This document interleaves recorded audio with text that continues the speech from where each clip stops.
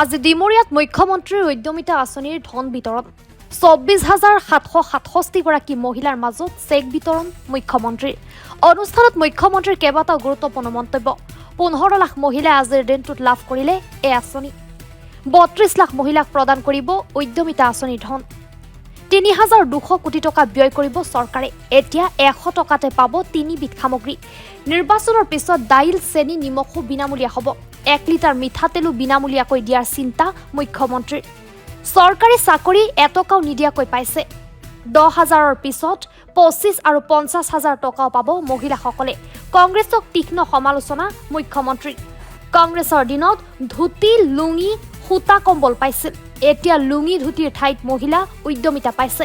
সূতা কম্বলৰ ঠাইত বিনামূলীয়া চাকৰি লাভ কৰিছে নতুন অসম গঢ়িছে বিজেপিয়ে পুনৰবাৰ জনাইছো আজি ডিমৰিয়াত মুখ্যমন্ত্ৰীৰ উদ্যমিতা আঁচনিৰ ধন বিতৰণ কাৰ্যসূচী আৰু ২৪,৭৬৭ গৰাকী মহিলাৰ মাজত চেক বিতৰণ কৰিছে মুখ্যমন্ত্ৰীগৰাকীয়ে অনুষ্ঠানত মুখ্যমন্ত্ৰীৰ কেইবাটাও গুৰুত্বপূৰ্ণ মন্তব্য ১৫ লাখ মহিলাই আজিৰ দিনটোত লাভ কৰিলে এই আঁচনি ৩২ লাখ মহিলাক প্ৰদান কৰিব উদ্যমিতা আঁচনিৰ ধন ৩,২০০ কোটি টকা ব্যয় কৰিব চৰকাৰে এতিয়া ১০০ টকাতে পাব তিনিবিধ সামগ্ৰী নিৰ্বাচনৰ পিছত দাইল চেনি নিমখো বিনামূলীয়া হ'ব ১ লিটাৰ মিঠাতেলো বিনামূলীয়াকৈ দিয়াৰ চিন্তা মুখ্যমন্ত্ৰীৰ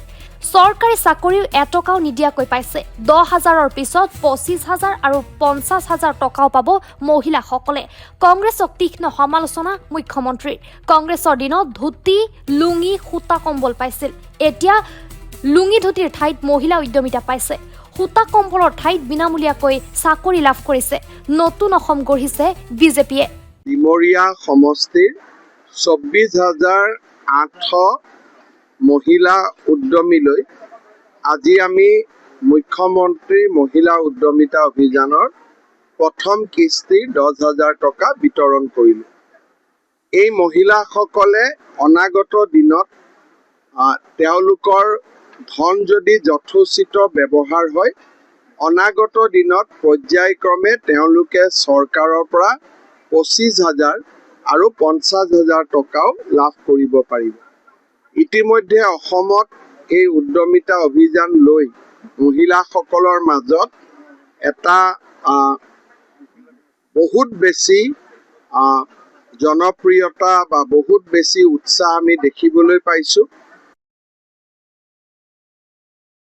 এই আঁচনিটোৱে এটা নতুন পৰিৱৰ্তন আনিবলৈ সক্ষম হ'ব কংগ্ৰেছে কৈছে যে এইবিলাক নিৰ্বাচনী শ্ৰমক তেওঁলোকৰ চৰকাৰ আহিলে বন্ধ কৰি দিম বুলি কৈছে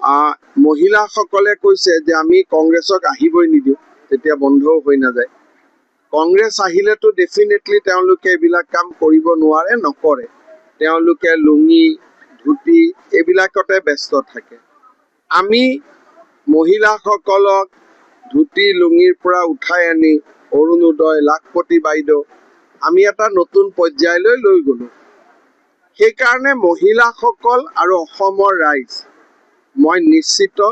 যে তেওঁলোকে বিজেপিক এইবাৰ অভিলেখ সংখ্যক আসনেৰে আকৌ চৰকাৰ কৰিবলৈ সুবিধা দিব মই ভাবোঁ যে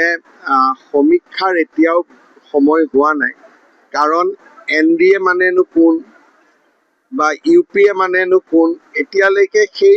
প্ৰতিচ্ছবিখনেই সম্পূৰ্ণকৈ ওলাই অহা নাই AGPনো কেইটা চিট পাব BJPনো কেইটা পাব আৰু কোন লগত থাকিব মই ভাবোঁ যে এতিয়াই সমীক্ষাৰ সময় হোৱা নাই